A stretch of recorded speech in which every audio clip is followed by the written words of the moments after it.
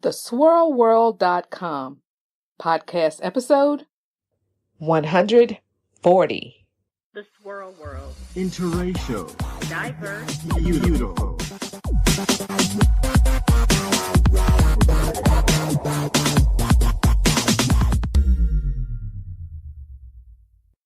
Hello, beautiful people.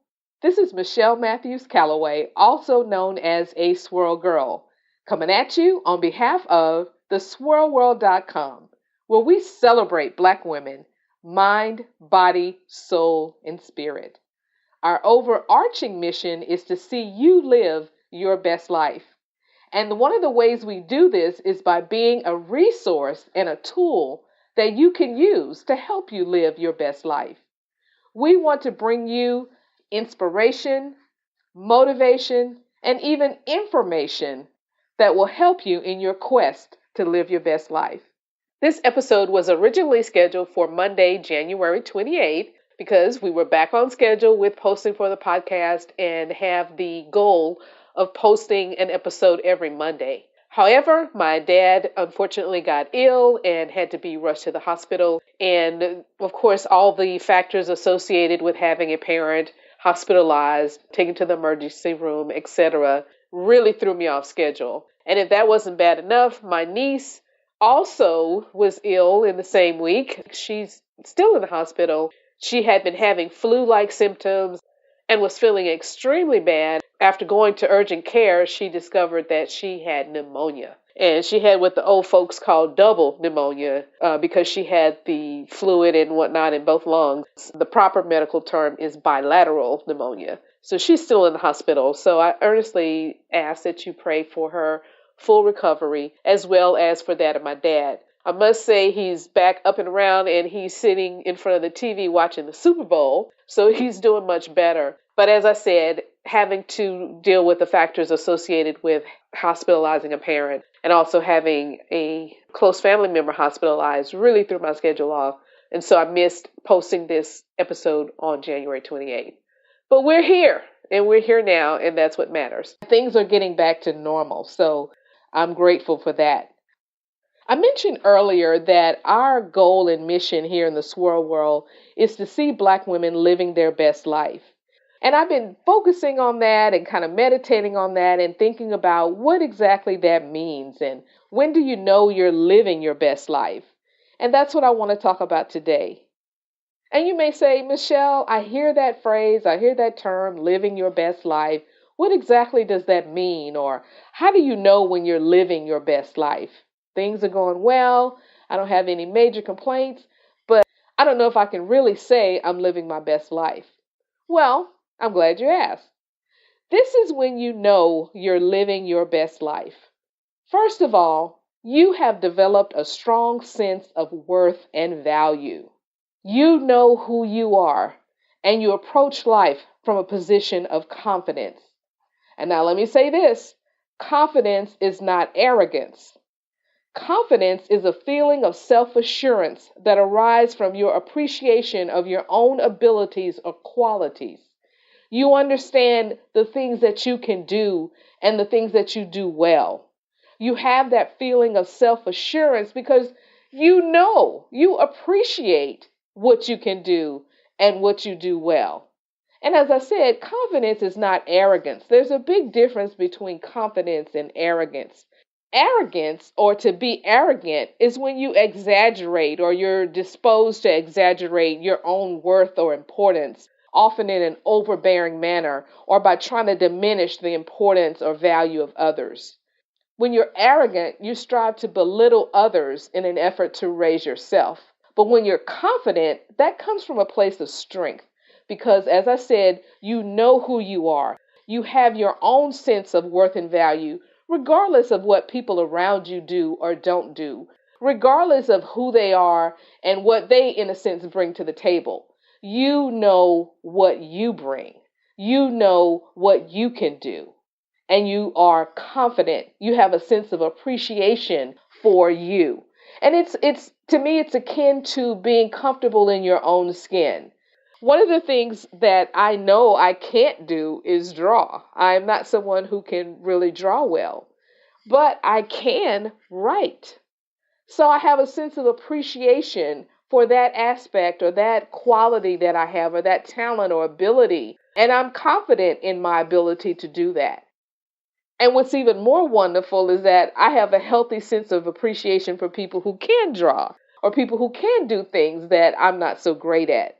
So, first of all, you know you're living your best life when you have a strong sense of worth and value. You're confident, you appreciate what you bring, you have a strong feeling of self assurance that arises from your own appreciation of your abilities or qualities, and you're not arrogant. You don't try to exaggerate your worth or importance in an overbearing manner or by trying to belittle others. And let me also add that having a strong sense of worth and value translates into making better relationship choices. Now, that's a whole nother podcast for a whole nother day. I just wanted to interject that in addition to recognizing that you're confident and not arrogant because you have an awareness of your worth and value, this also pushes into your relationship choices. Doesn't make you bougie, doesn't make you think, quote unquote, that you're better than someone else. It just means you realize your worth and your value. And so that governs your choices. If someone is not in your league, they're simply not in your league. And there's no apologies that need to be made. But as I said, that's a subject for another day and another show, and we will be discussing that as time moves forward. So that's number one. And then secondly, you know you're living your best life when you're actively engaged in plans and preparations that further lead you into your best life. You've set some goals, you have some aspirations, you have some things you're working on or working toward, whether it's school, rising that corporate ladder, entrepreneurship, whether it's setting financial goals to become debt free or to pay off loans or to ensure that you have financial stability and growth. Whether it's academic achievement, you're working on an advanced degree, you have a certification that you want to obtain, you want to be credentialed in some area, whether it's climbing the corporate ladder in your career or getting promotions, or even breaking into entrepreneurship and working for yourself. Whether it's setting financial goals to become debt free or to ensure you have a solid retirement or to have the finances, ready finances, and do the things that you're interested in doing or pursuing certain paths that it takes a certain amount of finance to be able to pursue. You're doing those things. You're making those plans and preparations. You're actively engaged in what it takes to bring these things to fruition. And additionally, even your spiritual life, regardless of your personal belief system, you understand that working on that inner person, that enlarging your mind and who you are and your spirit is also something that's going to lead you into living your best life. And then last but not least, you're ready, willing, and able to receive. You know you're living your best life when you're open to receiving. You've let go of the past, all those old hurts or those things that would drag you down, those self doubts and fears. You've let that go. You're developing, you're evolving, you're maturing, you're growing. You're coming more and more into a strong sense of your own. As I said earlier, that being comfortable in your own skin. Day by day, you're becoming more and more comfortable with you. You know that I am ready, I'm willing, and I'm able to receive these blessings, to receive the things that I am working towards, to receive the good things that life has to offer. And a person who is ready, willing, and able to receive doesn't allow themselves to get drawn into petty competitions. You don't see other people as someone you're competing with. You recognize the fact that they're on their own path and their own journey. And what they're doing is not something that will hinder you because you're in control of your own destiny. You're the one who is setting forth your goals and your aspirations and the things that you want to accomplish and achieve. So you don't see other people as competition. And this stems from having a mindset of abundance. Because, see, when you operate from a standpoint of feeling like other people are your competitors, That means that you think that there's not enough to go around. But when you have a mindset of abundance, you recognize that there's more than enough for everyone. This person being successful or achieving that goal or the other is not going to impede me from achieving the goals that I've set for me. So I'm open. I'm open to me receiving abundance, and I'm open to other people receiving abundance as well. You've developed that mindset of abundance, and you're ready, willing, and able to receive all of those good things that life has to offer you. So, just as a quick recap, this is when you know you're living your best life. First of all, you have a strong sense of worth and value. You're confident. You have self assurance that arises from an appreciation of your own abilities and qualities. You're not arrogant, because being arrogant means that you're exaggerating your worth or your importance in an overbearing manner, or you're seeking to belittle or diminish others. So you're confident but not arrogant. You have that sense of worth and value that stems from confidence. Second, you make plans and preparations that lead you into your best life. You're setting goals, whether it applies to you academically, from a career standpoint, entrepreneurial standpoint, whether it's financial or spiritual. You're putting plans in place and you're making preparations to take you to the next level, to bring you into even a greater sense of living your best life. And then third, you're ready, willing, and able to receive. You've let go of the past. You're not going to allow those things to bog you down and hold you down and keep you back. You're not in a big competition with other people or seeing people as the competition, thinking that that person's success is going to take something away from yours. Why? Because you have a mindset of abundance. You recognize that there's more than enough to go around. There's more than enough for everybody to have abundance. And you're really receptive to not just you receiving that abundance, but other people as well. So think about those things and shoot me an email to let me know what you're doing that lets you know you're living your best life. I'd love to hear about it, and I'd love to know what you think about the three things that I've shared. I'm sure there are other factors that let you know that, and I'd like to know what those factors are. I look forward to hearing from you. So, getting into the month of February, we want to talk about what's love got to do with it. Yes, that's that iconic song by Tina Turner where she asks the age old question, what's love got to do with it? And she says, what's love but a secondhand emotion? What's love got to do with it? Who needs a heart when a heart can be broken? And what's interesting about what we're going to be discussing is that we're not going to just look at it from a relationship standpoint. We're going to narrow down and tell you what love has to do with it from the standpoint of loving yourself, loving your life, and loving what you do.